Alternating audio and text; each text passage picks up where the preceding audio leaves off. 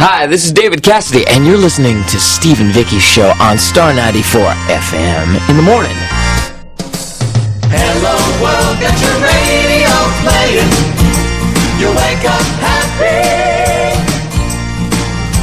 A whole lot of laughter is what we'll be bringing. You wake up happy. Steve and Vikki, there they give you the weather. They have a lot of fun and play your favorite songs. So every morning stay tuned to the station. You wake up happy. With the goofiest morning show in the nation. You wake up happy. You wake up happy. You wake up happy. Happy New Year! Hey, everybody! 2016! You guys have New Year's resolutions? Nope. Tom? I don't really make them, no. I just try to be a good person all around. Mine is, I promise, all this year, I will never, ever, ever on social media ask you to cut and paste and share and something on your frickin' page. Yeah. Or say, leave one word that says how we met, and I'll know. And then I'll ask you to put that on your page for 16 hours. And then, that is my resolution. Those kind of things are stupid. We do at least have a word for that kind of analysis. Stupid. They are. Now, when it comes to Facebook, here's what I do with my friends, guys, is I wait till they put a picture down of their kid graduating from kindergarten or first grade or something like that. Then I always write to my friends, and I'll put something like, oh, I thought he was held back. Good for him. Just to make them think a little bit. Right click and save. Well, I'll post that one on my site. Yes, good stuff. Oh, and what were you doing at midnight on New Year's Eve? I was watching Seacrest. You were? Okay. Yeah. I did, and Jenny. I watched a little of Carson Daly. He had Whitney Cummings on. Did you see this? Yeah, I did see a little bit. Did you see what she said when they showed a picture of Hillary Clinton, and then she goes, finally, a picture that Bill can jerk off to. Really? That was number one. And then they started talking about looking back at the past year about the dentist who killed Cecil the lion. Yeah. And then they said something about, one guy goes, oh, yeah, he's giving dentist a bad name. And she goes, yeah, why is it that guys who are dentists with small dicks have to shoot lion? Wow. So, and then Carson goes, well, hopefully we're still on the air. It was on NBC. Yeah. I was having sex with my husband at midnight, so I missed Well, that's apparently. I was having sex with your husband until 10 minutes before midnight. Me too. After all of you. Sloppy thirds for me. No. But did you see the reporter? This has nothing to do with the new year. The reporter that was talking about the big Powerball that's coming. I'm buying tickets. I bought tickets for the $700 million. Yeah, it could be $750.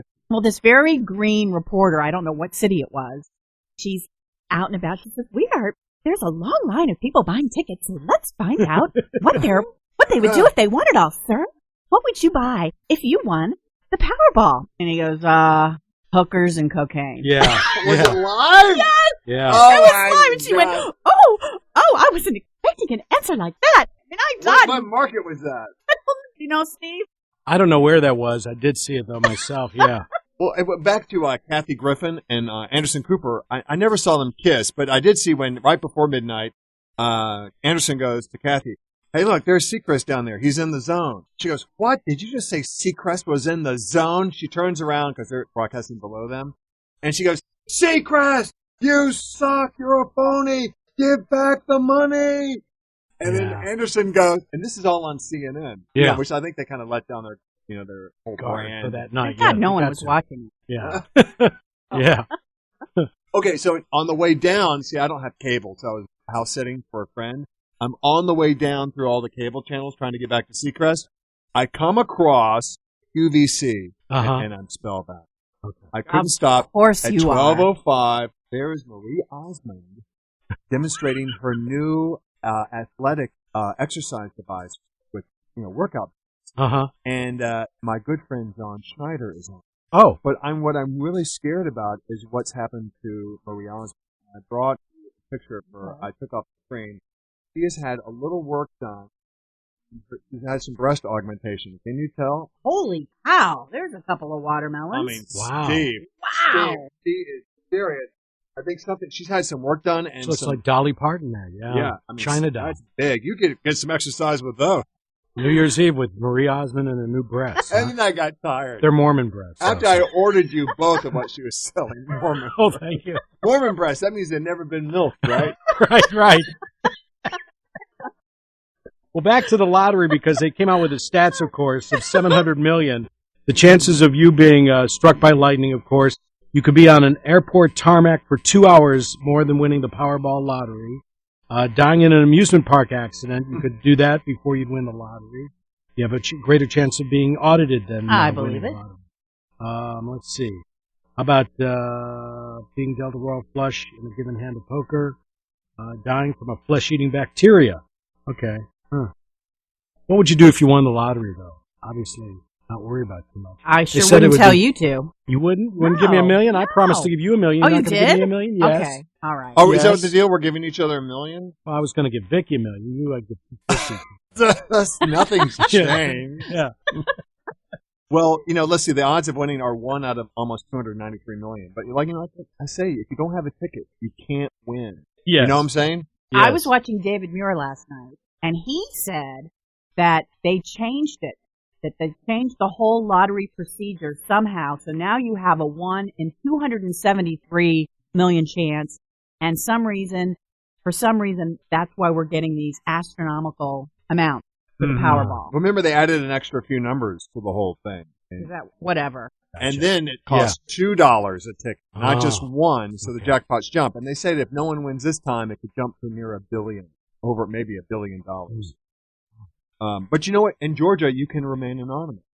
You can? Yes. Mm-hmm. That is what I would do. Absolutely. Mm-hmm. And then play Secret Millionaire, Secret Santa. Want me to tell you my story about a woman I met that won the lottery? Oh, how long is it? There I am, funny? getting a pedicure, and this woman is talking about how she flies in every other week to get her toes done from her home in the Bahamas. And I'm obviously eavesdropping, but I just have to stop and say, I'm sorry. What did you just say? You fly in from the Bahamas to get your toes done? So she said, I'll make it quick, Tom, that 20 years ago in Chicago, she and her husband picked the correct numbers in the lottery in Illinois. And she said she wouldn't tell me how much it was, but she said it was a substantial amount, enough that she knew that they would never have to work another day in their lives. So they waited a full year. They got all their finances in order. They got financial advisors. They sold their home. They didn't tell anybody. And right before, I guess, the last day you could claim the prize, they claimed it. By that time, they weren't news anymore. And to this day, it had been 20 years later, they have set up funds for their grandchildren, so their college will be taken care of, but they've never told anybody. She didn't tell me her name. I didn't know who she was. She didn't tell their own children? She said her kids still don't know. What do they do when they come to the mansion in the Bahamas? Well, she said that they've told him that they invested well or something? That they did very well. They saved their money.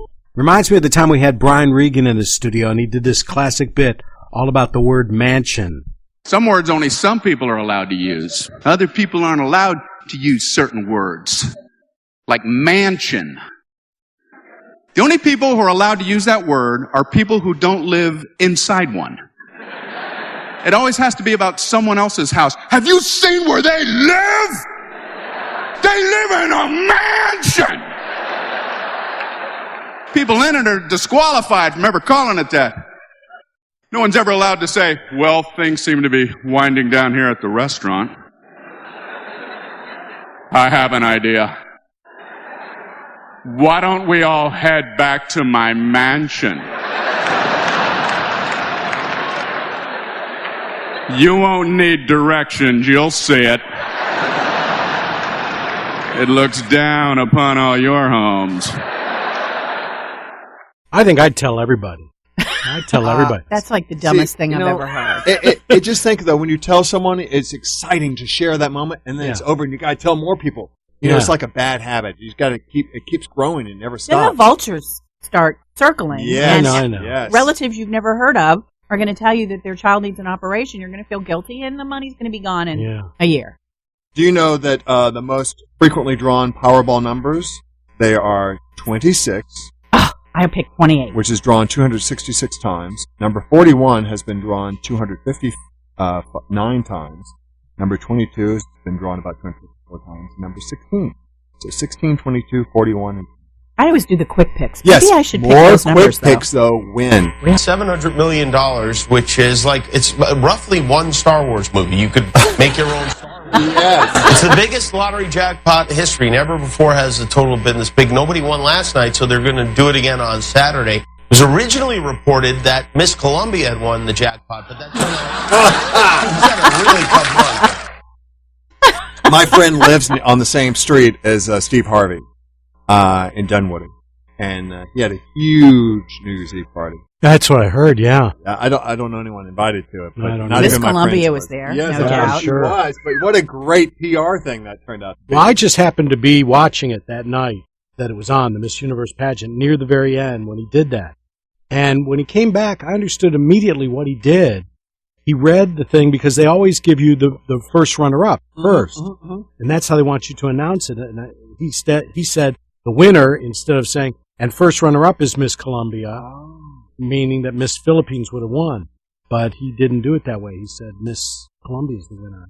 Must have messed up in rehearsal. Well, she was Maybe didn't already show. crowned and walked the catwalk or whatever Well- before he came out and said, oops, made a mistake. Yeah. But do what was you he gonna have that? do? You guys remember, this happened before somewhere, maybe not in the national spotlight, but we were talking about this when we were on the radio on Star 94, and we had pageant queens call up. And there was one woman who said, well, I'll tell you what, if they give me the crown, I ain't giving it back. Do you Yeah. remember that? It was Yeah. great. I mean, she Oh, was yeah. just so honest and just, Yeah. it's not going to happen. Yeah. I'm keeping my sash and my crown. Yeah. Yeah. Like, okay. Yeah, I do remember that. Well, yeah. the guy from Ford popped up and took away the keys to the Mustang and everything. I was sorry, no go. Well, Miss Columbia handled it with his mouth. She didn't look like she understood what was going on at first. Well, I saw this. Well, can I you felt the same imagine way. your dream comes true? That's what you work for. You want to be crowned Miss Universe.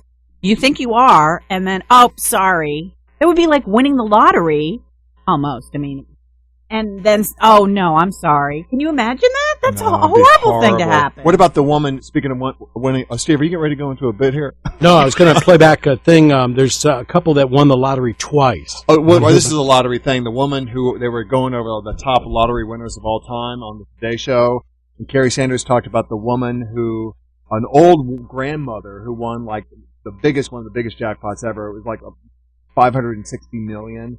And they said, and who is this woman? It was a young lady who let the old woman go in front of her to buy the tickets. Oh my God!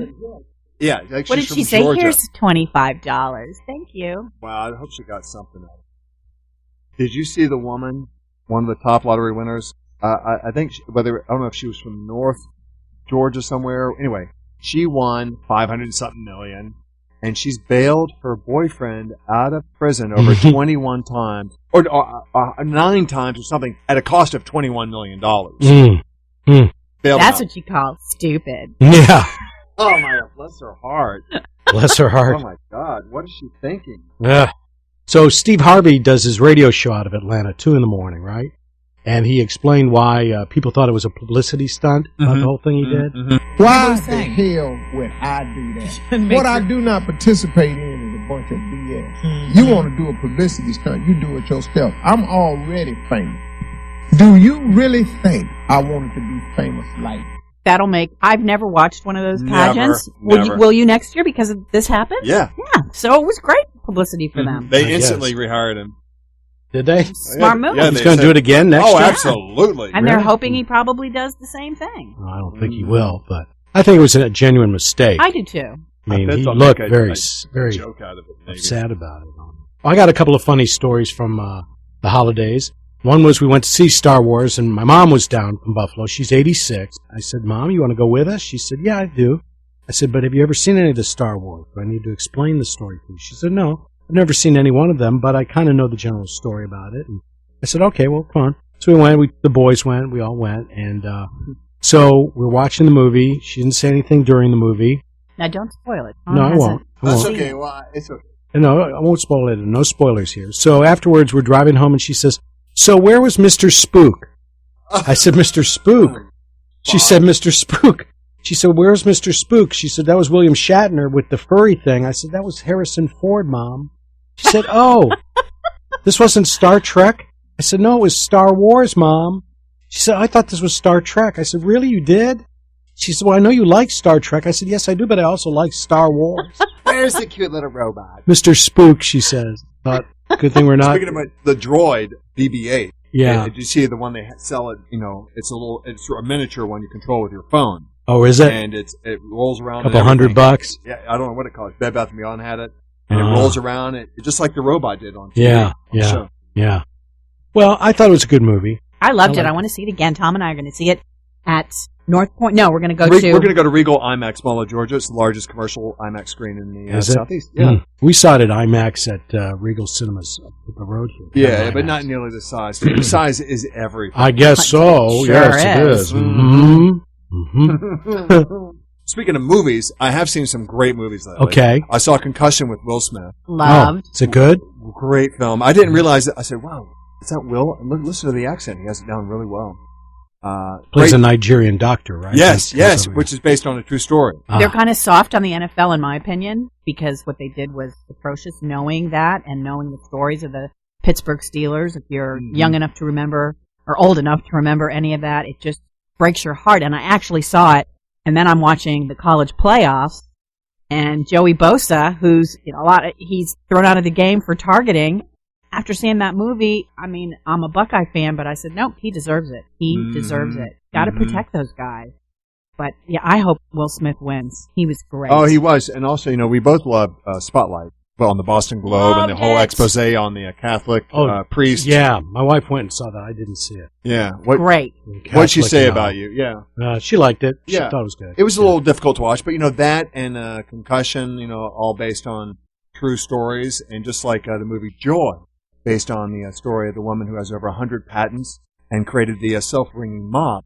And it's great to chronicle how she has this idea and it comes to fruition and she develops it. Did you see the movie? Yes, loved it. Sure, they say Lawrence might be nominated for an Oscar. I hope so. She's up for a Golden Globe. Is she? But I have a friend, Tracy Arnold, she put on her Facebook page that she said she hated the movie because she said there were never so many characters that she absolutely hated. She said you don't empathize with anybody except for Jennifer Lawrence's character. You didn't get that? Well, I did like Jennifer Lawrence's character. So she hated the dad. She hated Bradley Cooper. I liked watching Bradley Cooper in this role, as head of the little network like QVC. And but it's a great story about did you see it, Steve? I haven't. The power of and a woman who stands up for herself and fights for what's right. I thought it had a great message. I really enjoyed it. And also I saw the Danish girl with Eddie Redmayne, who won Best Actor for The Theory of Everything. And he's just brilliant in this, and the cinematography and the lighting I think is just extraordinarily awesome. And the last movie I saw, Steve and Vikki, you're going to laugh. But I needed an escape, just something that I had grown up with in my childhood, the Peanuts movie. Oh, did you? Did you see it? No. I'm telling you right now, it's got some adult themes in it, and Snoopy is so amazing. As Joe Cool, he pops up everywhere with these funny little sounds and faces and disappears. And Charlie Brown, this new student moves in to the neighborhood, a kid, and the kid shows up at school, and they're all wondering who it's going to be. It's the little redhead girl. And Lucy's had breast augmentation. She sure has. Bringing it. My God. Marie Osmond type? Now, I do Marie think, Osmond? who was it, the character that they always called Sir? Was it Marcy they called Sir? Is it Peppermint Patty? Yeah. Okay. I think she's in love. Yeah. I think so. I think so. Marcy, too. Is there anything wrong with that? Well, no, I just think I'm so proud to know the Peanuts were ahead of their time. So they're grown up now, or they're still the kids? Well, they're 85. Yeah. I played Charlie's had a hip replacement. Yeah. No, they're all young, football. and it's great to see. It's just so uplifting, and all original music. Just kind of rescored. I saw The Hateful Eight, Tarantino's movie. I don't know, which is 3 hours, and it's a Western. Blood and guts. Is it like typical Tarantino? Yeah. The first hour is so slow and so character development. I think he took Intolerable Bastards when everybody said that the first 20 minutes of that was so wonderfully great. The scene with Christoph Waltz in the farmer's house talking to him for the first 20 minutes. You're on the edge of your seat with that movie, right? Right. I think he tried to do that again in A Carriage Ride, because there are only 2 scenes in the whole movie. A carriage ride and then a house that they're in a cabin. That's it. That's the 2 sets. Okay. Oh my And God. that's it. And most of it's in the cabin, but I could have done without the first hour, really. It's a lot of just verbiage that Tarantino wrote that he likes to hear himself talk, I think, in this one now. Well, The second half is really good. I felt the same way about the Peanuts movie in a way that Yeah. these little, when Snoopy goes on these little stories he writes and Yeah. he starts going in his little world and flying around on that plane. The last one was a little too long, about 15 minutes too long. I wonder if Peanuts were written by Tarantino. What would it be like? Yeah, I wonder. I wonder. I guess we'll just have to wonder because we don't have a bit to insert. Yes, I know. Oh, Tom, ye of little faith. There's a bit for every subject, Tom. From producer-director Quentin Tarantino. He was a loser. A loser out for revenge. Okay, Lucy, hold the football so I can kick it. Okay, I warned you. This was the last time. Charlie Brown from Quentin Tarantino. Raphael, you shorted me 3 kilos on that last drug shipment. 6. Don't try to pull that crap again. It was supposed to be 8 kilos. Here, have a couple of bullets to make up the difference. Oh my God, we're surrounded. Quentin Tarantino's Charlie Brown. And coming soon, James Brown. Ow! Huh! I can't understand you. Ow! Now where are my drugs? There you go. That's from the CD Don't Let Your Babies Grow Up to Be Steve and Vikki we put out back when we were on Star. Flash is on that. Flash did the voicing there. That's a comedian friend of ours that did the Charlie Brown. He came up with that idea. So, Flash, best to you, buddy. Great comedian. Very nice man, too. I went to see, I don't know which Tarantino movie it was at Phipps many years Kill ago. Bill? Something Pulp Fiction? Pulp Fiction. I got in there and I just wanted to go see a Bambi film. It was cold and it was sensory overload and I just said, I don't even enjoy the popcorn anymore. After the last few days, I've realized something. You're broken.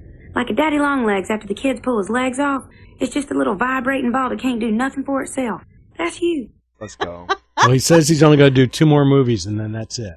Tarantino, but I don't believe him. I don't He says either. 10. He said 10 was his total to begin with. Tarantino. Who was the director that... Is this Tarantino? Who was the director that was a judge on American Idol? Tarantino. Yeah. We talked to him back then. Yeah. Right? I do like him, but I don't like his style. We should probably play that interview back when we talked to him about Idol. He was an Idol fanatic. He was. He loved it. Hey, you want to hear an American tennis player, Jack Sock, told his opponent to challenge a point? Yes. I saw that. I Did you love see it. Wonderful. Love it. Boy, honesty abounds with this kid. Listen to this. There he is. He goes, you ought to challenge that. This is great. It is challenging. All right, challenge left here, Fabian. Alice Ramos is going through the motions. Good sport, Jack Sock. Well, this better be in. Otherwise, he's going to look like a goose. I think he's confident. No, he's not. He looks like an honest person. Yeah. Let's see the result, and it is in. Don't you love that? Yeah. And he lost. Didn't he lose? Yeah, he lost the point and the match. And yeah. the match. He did lose the match? Yeah. But good honesty, I guess. Huh? Speaking of sports, did you guys see the Alamo Bowl? Oh, the one where they came back. Yeah, they were down 31-0, and then they put in this guy who's never is his college debut as a quarterback, Yeah. and then he touchdown after touchdown, and they come back and they were leading 40. 40. They end up winning 40 something to whatever. Wasn't it in overtime? Yeah, triple overtime. Did you really watch that, or did you just read about it and it intrigued you? Well, I wrote notes to it, and I can't find it. I got to remember to write. And now, it's time for this week's extremely uncommon NFL phrases. The Carolina Panthers are 15-1, clinched their division, and have home field advantage. The San Francisco 49ers are in last place in their division at 5-11. And the Cincinnati Bengals have won just as many games as the New England Patriots. That's this week's extremely uncommon NFL phrases. Yeah. How about the Carolina Panthers? Huh? And that's the only team to beat them? The Falcons. I know. Unbelievable. So glad we beat them. Boy, what a season. Poor Matt Ryan threw a lot of interceptions this year. I wonder how we'd feel if they lost the first 6 and then came back like they did and then won 6. Then it would have been completely different. But when we started out, win after, oh my God, we're undefeated, and then just tanked. Mm-hmm. Oh, well. Is Matt Ryan in jeopardy of, being I don't think so. No, I don't think so. Okay. I think they'll keep him. Hey, you want to call my cousin Mike Tirana? Steve has a cousin in a heavy metal band. Yeah, well, he's a drummer, and he played for heavy metal bands, and now he does studio stuff for heavy metal bands. He's been invited by Brian May of Black Sabbath now to go to the funeral for another member of Black Sabbath that died, I believe. He's going to play there. Wow. And then he's going to be doing a thing with a bunch of drummers around the world in a special. I don't know if it's going to be on TV. Drumapalooza. I heard of it. Yeah. Yeah. But he's the guy, I gave him my drum set when I went off to college, and he started picking it up and playing. So you're taking credit? No, I'm not taking credit. Residuals from no. No. Hi, how are you? I'm home now. Oh, good. Good. Good, man. Well, say hi to my friends Tom and Vikki. Hello. So we're wondering, are you now an Italian citizen? No, I am not. I am a German citizen. I still have an American passport, but I have what's called in German Aufenthaltsgenehmigung, which means a permanent permission to stay and work. So I'm basically an EU citizen. Okay. Oh, I was telling him I don't think you had to pay American taxes anymore, do you? Oh, I still pay tax. I pay tax in Germany. In Germany, yeah. Yeah. How's your healthcare system compared to American? I get very good health care. I have private health insurance, and it's quite affordable. I pay about 200 euros a month. It's much cheaper than in America. So, Mike, you played then at the funeral with Brian May and everything already? Yeah, it was a memorial service to an unveiling of the Cozy Powell plaque, a blue plaque that was put on the City Hall in a town called Cirencester, and this is where Cozy Powell was born, and where he's from, and where he lived. Cozy Powell had played drums with the last tour he did was with Brian May, drummer for the guitar player for Queen. Sorry, but before that, Cozy Powell played with Whitesnake, Rainbow, Black Sabbath, Jeff Beck, Peter Green, former founding member of Fleetwood Mac, many other people. Michael Schenker, I don't know if you know him. He was the guitar player that was originally in the Scorpions. So, primarily a rock drummer, but very famous in the UK and Japan and Europe, America as well. Cool. How'd it go? Went very well. It was a really nice ceremony, and a lot of people showed up. Tony Iommi from Black Sabbath was there too. Guitar player from Black Sabbath. Carl Palmer, drummer for Emerson, Lake and Palmer, was there. Wow. And a lot of Cozy Powell's friends from previous bands. Cozy was like 17 or 18 years old, guys from his neighborhood. It was cool. It was really nice. They got up and told stories, paid their respects. Cozy's drums were there, the original chrome drum kit that he used on the Whitesnake Slide It In tour. We want to know, okay, Steve, I've never met you, but I've heard about you pretty much my entire adult life in Atlanta, because Steve's claim to fame is that he gave up his drum set when he was a kid and gave it to you, and that's what catapulted you to fame. It's exactly true. Is it? Oh, my God. All right. I have Steve McCoy's drum set, and my uncle Bill, my dad, Steve's father, delivered the drums to my house, set them up in the garage, and I immediately jumped onto these drums and began beating the hell out of them and annoying the entire neighborhood.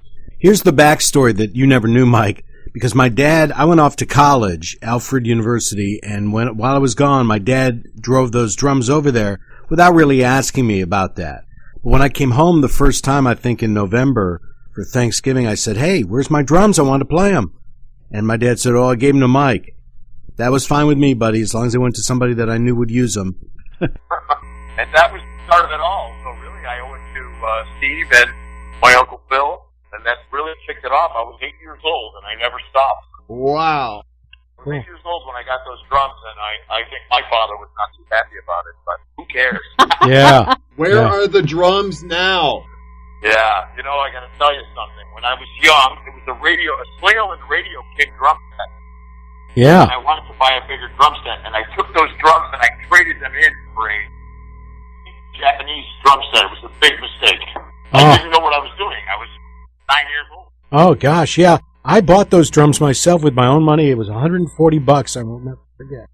$140 I bought at a music store by Chapel Church there in Cheek. Started making banjos, and Sullivan got in the 70s. There was no one really playing drums like that. Late 60s, early 70s. That was new information.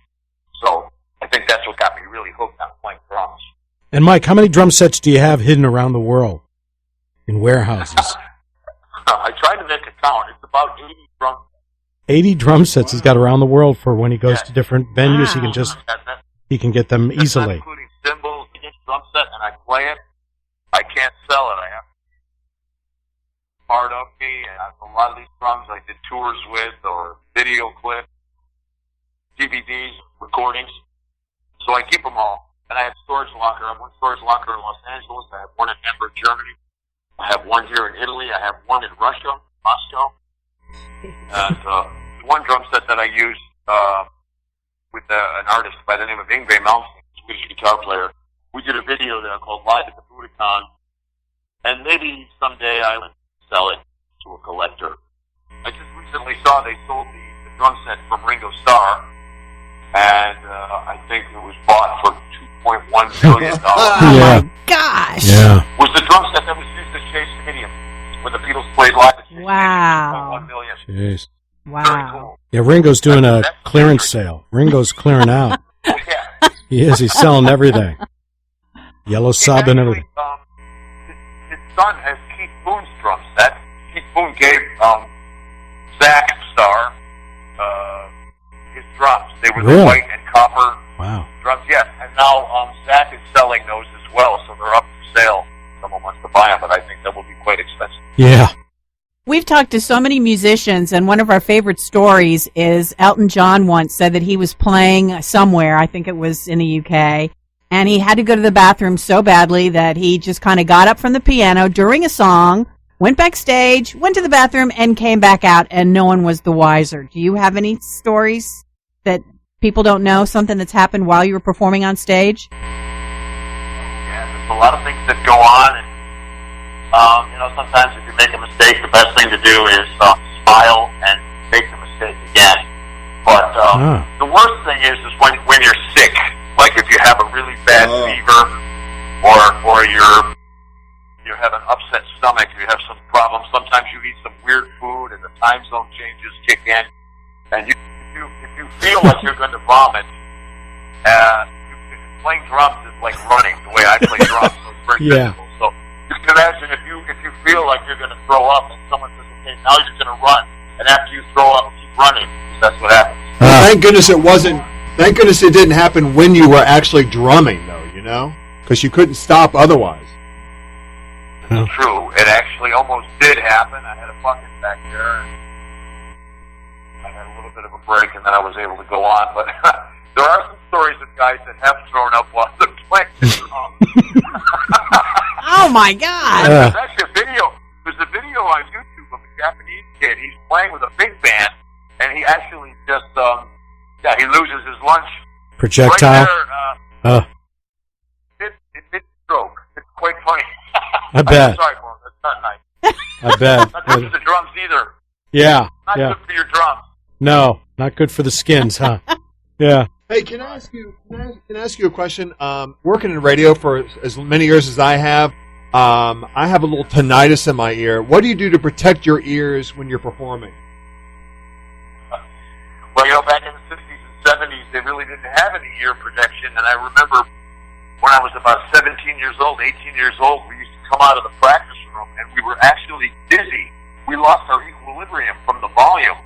So I also have a very bad case of tinnitus, and there's really nothing you can do to repair it.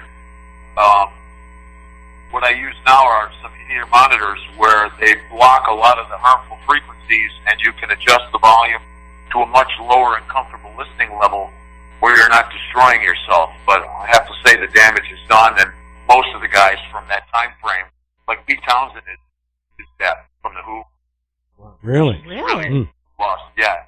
He can't really have to protect his ears when he's on stage because it's extremely painful. Mm-hmm. He has equilibrium problems as well. So. I heard they're going to go back on tour. Well, he can probably still play, just doesn't hear it. Wow. Still play. He just has to limit the exposure to the volume. He really punished himself when he was younger. No And doubt. Keith Moon didn't help either by blowing stuff up. I think he's on that one Brothers show. Keith Moon had advised his roadie to pack his bass drums with extra explosives. And you can see that on television. There's the guys in the band didn't expect it. And some of the metal from Keith Moon's drum set went into his leg. That's why he was known as the famous exploding drummer after that. But he did deafen Pete Townsend from that explosion. It caused some ear damage. Wow. Yeah. Before we let you go, can you tell us a funny story about growing up with Steve? Whoa, look at the time. Wow, it's 6 hours in advance over there in Europe. You probably got to go to bed, right? Wow. Got to go. All right, go ahead. Tell a story. I've always had a lot of fun with Steve. He was a funny guy even when he was younger, and he was always into interesting things, like he was playing drums, and I looked up to that. I didn't have a brother, so I guess you could say Steve was my long-lost brother, the brother I never had. He had a great sense of humor, and I remember that Steve was into magic. Yeah. Yes. Yes, and he had his own magic shop. Yeah, I did. Selling some stuff, and I would come down into his magic shop, and I was completely fascinated with this stuff. And I remember asking him to put a sword through my neck. Remember that trick? Yeah, I still have it. Yeah, and then we went to a magic convention, and we saw all these weird old guys. I mean, I was young, and I just remember these old magicians. They were kind of strange. They were stranger than drummers. Any drummer I ever met. And they were doing all kinds of strange things to each other, and yeah, I think that's the reason that I turned out the way I did. So you weren't me as a child. Yeah, we went to the magic convention, and we watched. We picked up some posters from a guy that was Houdini's idol, and I can't remember his name. I think it was an Italian name, a magician that was Italian. He was the guy that inspired Houdini to do all of his escape stuff. This guy was very clever. Yeah, and then we saw some other guys like pounding nails into their head, and the guy would like, who would like to pound this nail into my head? And I'd raise my hand. He goes, sorry, son, you're too young. You don't have a driver's license. Yeah. I bought all kinds of weird stuff like sneezing powder and itching powder. Oh, that I remember. I remember that stuff. I used it on my sister, actually. Oh. She didn't like it. No, I know. No, they never do. They never do like it. Sisters do not want to act with you, do they? Well, hey, are you going to be touring in March for Steve's birthday? We want to come over and visit. I think I'll be around here in March. I'm supposed to be doing some stuff in early March in Russia. I have a project called Beauty and the Beat. I'm the Beat. Oh, you're going back to do that. That's great. That's great. Yes, I'm going back to do that. We're working with a very beautiful Russian female singer named Tiona. She's kind of a celebrity over there. She's on television and sings, and she does some Broadway musicals and acting and stuff. And she will be the beauty, and we will do a bunch of songs with the orchestra, and I will play a lot of songs, instrumental classical pieces with the orchestra.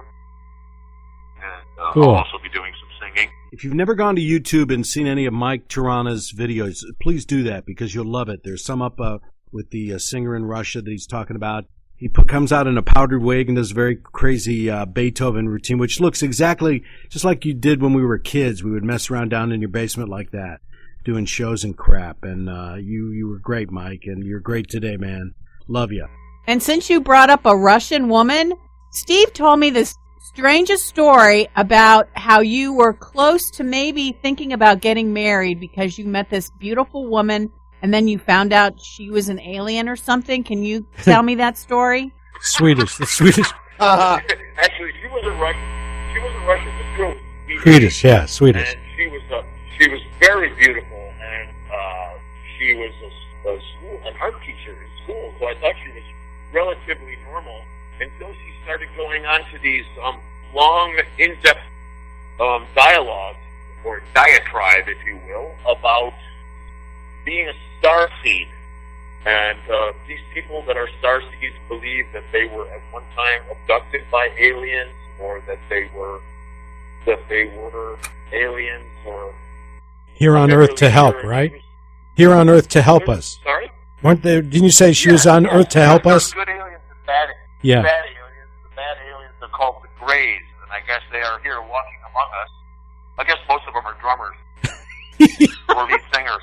Our management and radio. The bad guys are the lead singers. Yeah. Lead guitar players. But anyway, she was telling me all these stories, and then she started getting more and more into it. And she was telling me that she was listening to frequencies. There's all this stuff that's on YouTube and on the internet. There's actually a Starseed website. You can read all about it. And I did read a little bit about it, and I thought, this was a bit crazy. But the girl was so beautiful that I actually put up with it for like another 4 weeks. And then finally I told her I can't take it anymore. You'll have to leave. You and your Greys will have to get out. I think my claim to fame is, okay, I'm a drummer, and I know Steve has also gone on to be a famous DJ, but I think I'm going to be famous for having sex with an alien. How do you feel about it?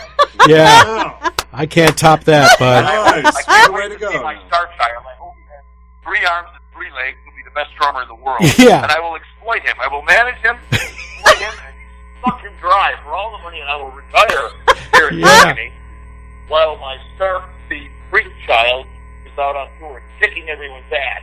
Yeah, buddy. I love it. I'm making an instructional video called Alien Sex Starseed. Procedures. Yeah. Nanu. Yeah. Okay, I think this interview is over. Bring up the Starseed. Okay, Mike, bye-bye, and you enjoy that Starseed contact. Bye. Thanks for having me. Bye. Bye-bye. Ciao. All right, there's Mike. That is a really nice guy. Yeah. Yeah. I like him. Since he was touring with Freddie Mercury's guys, here's Freddie Mercury's isolated vocal track. It just made the internet. Somebody put this up this week from We Are the Champions. Listen how great his voice really was, Freddie Mercury.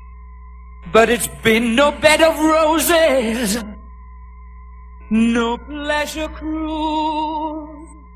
I consider it a challenge before the whole human race, and I ain't gonna lose. Then I need to go on. We are the champions, my friend, and we'll keep on fighting till the end.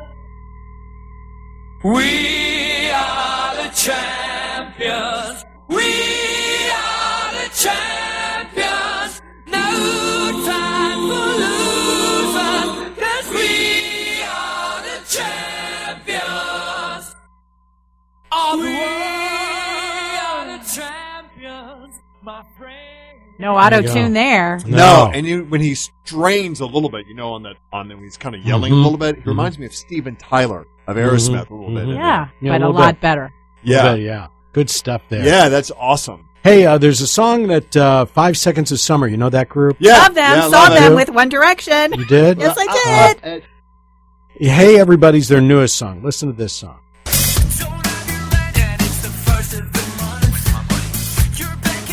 Oh, you know what song that is? That's the song. Duran. Yeah. Oh, definitely. Well, I don't think they're trying to hide that. Well, why would they do that? Because everybody samples. That's just what you do. They probably paid the rights. They weren't sampling them. Yeah, they are. They're sampling the melody. Are they? Yeah. Okay, all right. I don't think the melody's in there, the real melody of the original. Do you think so? They're just mirroring it. Now I can't tell which is which. Yeah. I think that's the same thing. They'll be doing it to the beat of a different drum, heavy metal music. What was that? That's just a news report of a bunch of people talking about heavy metal groups and the puns and everything that they did. I had that just for my neighbors love heavy metal. Do they? Love it. Yeah. I went to see Mike when he performed here at the Roxy, the old Roxy. Years ago in the 80s he came through. And it was the only time he came to Atlanta. And my son Ryan and Ryan was playing the drums at the time. So we took him, and everybody was in black and spikes, and we were so odd looking.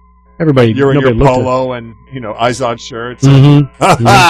Yeah. So you were like the Sheldon back then. Yeah, right. It really was. Yeah. But they watched this live concert. They got it on DVD. It was at Wembley Stadium. I don't know the name of the group, but they turn it up so loud, and it just drives me crazy. But that he said that Pete Townsend is completely deaf and in pain when he performs. Wow. Do any of y'all have any kind of tinnitus or anything in your ear? Steve's deaf. Like, just a little bit of you can hear, I could rub my fingers over here. And, I went to our friend, the ear, nose, and throat doctor, and Jeffrey, and he told me, there's a little, in a certain frequency. Yeah. Tom, you know what you need? You need the new Miraculous Ear. Yeah, I'm going to order it for you from Amazon. Listen. Hearing loss can be devastating, but it is treatable. Then again, there are times you really don't want to hear. And that's why there's Miraculous Ear. Miraculous Ear fits comfortably in your ear like a normal hearing aid. But when you don't want to hear something, Miraculous Ear goes to work. Why don't you do anything around the house? You know I could use some help. Filtering out any unwanted noise. Blah, blah, blah, blah, blah, blah, blah, blah, blah, blah, blah. And Miraculous Ear filters out a range of annoying sounds. Are you reeling in the Now, that's more like it. Act now, and we'll include a handy book of phrases you'll need if your spouse asks if you're listening. This gosh darn hearing aid is just acting up again. I think this thing needs new batteries. Want to go shopping? Miraculous Ear. Because sometimes silence is golden. Miraculous Ear. I'm like, why am I hearing this? Ooh, like a It's high pitch. tinnitus. Yeah. God, tinnitus? Yeah. See, Shit! you just need to be careful. Sorry, Vikki. With your ears. Like when I go to Buckhead Church, the first time I ever went there in 2010, the worship team was so loud, I came back next week with earplugs, silicone earplugs, and a decibel meter. It's 110 decibels Really? at 9 in the That's morning. not good for kids. No, it's not. It's not. And babies. They have babies in there. Yeah. Oh, I wanted to ask you, Steve, did you see on the Saturday after, it was January 2nd, right after New Year's, they ran a Saturday Night Live from 2012. Oh, the Christmas special? Yes. I did see that Did you one. see Yeah, that, the Christmas- Steve? yeah. Oh, my God. Yeah, it was very funny. The people that were in it, Tom Hanks, Samuel Jackson, other names I can't read because I took horrible notes. But it was so funny. There were so many, Alec Baldwin. There were so many funny moments in that. And it was hosted by, you know why I picked it up? Because Martin Short hosted. Yeah. I know he's brilliant. He And is funny. I've got him a search term on TiVo and it picked Very it up. underrated guy. Yeah. He's very underrated for as funny as he is. He's coming to Atlanta, the Fox Theater. He and Steve Martin do this thing where they sit down and they just kind of interview one another and talk about their days in showbiz. I want to go see it. Oh, that sounds cool. It's very cool. And then he ends up playing Does he dance Steve and Martin. do his little characters? No? I don't think so. He might. I don't know. I've never seen the show. I only read his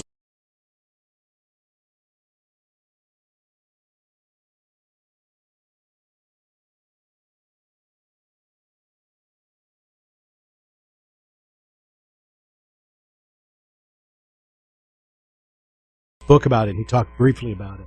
That he and Steve Martin do this every once in a while, and they were getting ready to go on tour again. That's the tour he's talking about now. But then Steve Martin and his Stone Canyon band play at the end. Bluegrass music, because he plays a banjo. Yeah. But pretty good stuff. I want to go see wouldn't that. want to see that part. You wouldn't? No, I not like the bluegrass. Me neither. It's okay. I'll I pass on probably that. had Okay. the car. All right, Avoid all the right. parking. Well, kids, that's our show for today. And now, in the words of Mr. Cole Porter, every time we say goodbye. Goodbye. You say goodbye, and I say hello. Hello, I must be going. I must be going. So long, farewell, our feet are saying goodbye. I leave and heave a sigh and say goodbye. Goodbye to you.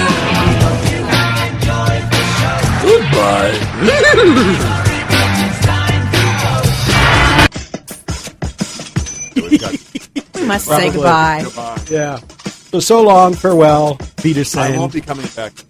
Or whenever you do. Island. All the money I've so- $1.5 million. Pinky swear? $1.5 All right, let's million. all pinky square. $1.5 million, Steve. No, Okay. don't cross your testicle. I won't. All right. Okay.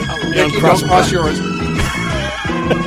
All right, so I'll promise if we win, we give each other $1 million. 1.5. 1.5. You just pinky score. 1.5. Oh, no. All right.